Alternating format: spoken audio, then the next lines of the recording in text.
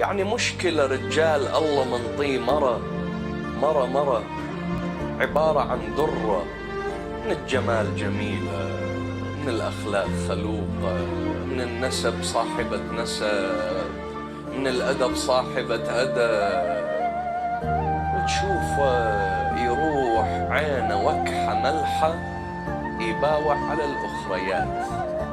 يعني هذا مثل هيج إنسان تقدر تحترمه؟ لا، ما تقدر أبدا. الله سبحانه وتعالى تشوف منطي الواحد أولاد، الناس تروح تذب ملايين على مود تحصل الولد، وما يهمهم ولد لو بنية، بس المهم يصير عنده خلفة، يروح يذب ملايين، وهذا قاعد يشرط على الله عز وجل.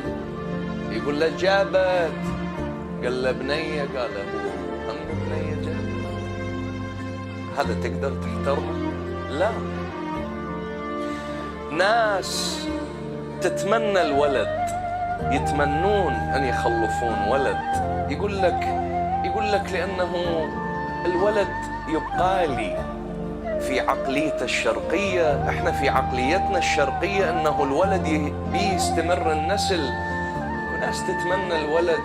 أكو واحد الله مطيه 5 أولاد عايفهم بالشارع يتعلمون السب والشتم والفشاير وقلة الأدب.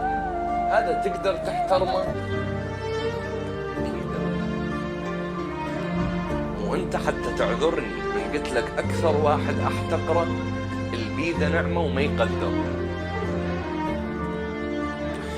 ده تشوف بعينك اكو ناس تدق من الصبح لليل على مود الالف والالفين، وانت الله منطيك فلوس، وانت حاط هاي الفلوس تشمر بيها يمنى ويسرى، والله يقول لا أحب المسرفين، إن الله لا يحب المسرفين.